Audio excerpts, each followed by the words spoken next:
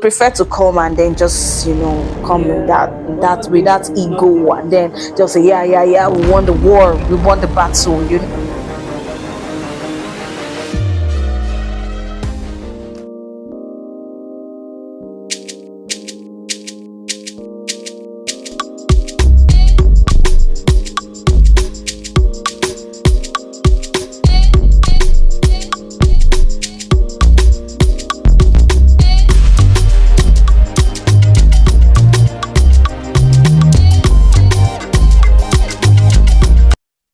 Hello and welcome to another episode of my family's reaction to the scripture. Yes, I still remember your girl Chantelzazi, and I'm always excited to come your way every week. We have someone very amazing this week, like super special to me, and I'm going to introduce her immediately. Yes, no protocol, please. And cheers! Ta-da! Hello. Mrs. Cynthia Adesua Olise. I hope I got all the pronunciations right. Oh God, I think I need to open my own school of names.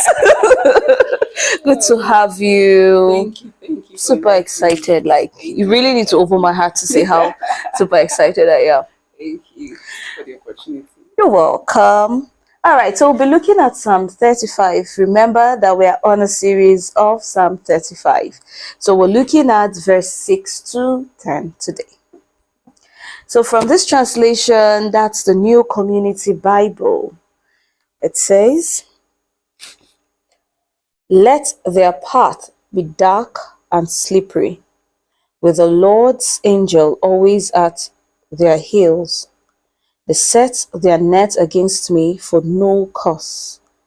They dug a pit for me without reason. Let ruin come upon them unawares. Let them be entangled in their own snare. Let them fall into the trap of their own making. Then will my soul rejoice in the Lord and exult in his salvation." Verse 10 says, "My whole being will exclaim, O Lord, who is like you? You who deliver the oppressed from those too strong for them. You who rescue the poor and the afflicted from their despoilers. You will rescue the poor and the afflicted from their despoilers." Oh God. Okay. So let's hear from your translation. Let's see what it says. So I'm going to read mine is the King James translation. Okay. So let's start verse 6. It says, "Let their way be dark and slippery, and let the angel of the Lord persecute them. For without cause have they hid for me their nets in a pit, which without cause they have digged for my soul. Let destruction come upon him at unawares, and let his net that he had hid catch himself. Into that very destruction let him fall. And my soul shall be joyful in the Lord. It shall rejoice in his salvation." Verse 10. It says, "All my bones shall say, Lord, who is like unto thee, which delivereth the poor from him that is too strong for him, yea, the poor and the needy from him that spoileth him." Sometimes when you read this King James, sometimes you're reading bad English. Yeah, actually. Okay. Oh my. Please, I don't want to say anything about this one. Let's just hear from you. Like, what do you feel about the scripture? What is your own understanding of this? Okay, so when I read Psalms, I actually liken it to present times. Okay. The what's the righteous, what we face as Christians.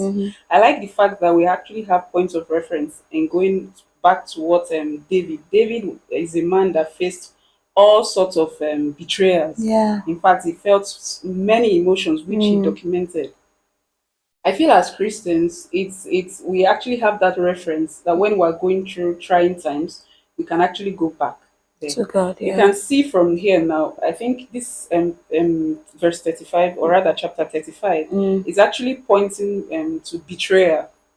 it's not so far-fetched in the sense that present times there are times you go through things, maybe colleagues at work Mm-hmm. or one thing or the other, you encounter betrayers. Mm-hmm. So I think as Christians we have something to fall back on to say, okay, how did David go about this? Mm-hmm. And one thing I like about David is the fact that he actually, no matter what he was feeling, he just went back to God and he poured everything out. Yeah. Whether he was wrong Or he or he was was right, he right, just whatever poured it it out. was. So Yeah. you can tell and you can feel the intensity of emotions when you Mm. see the words and the way the pleas he was giving to God. Mm. So as Christians, even when things like this they occur or when we face betrayals, I don't think it's the time for us to say, okay, was I right here? Was I wrong here? Mm-hmm. I think we should take lesson from David by going back to God and just pouring everything, what we are Out. feeling. Yeah.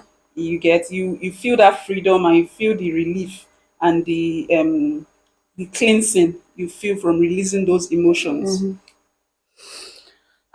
Oh God. Like, sorry, I was just expecting so much more.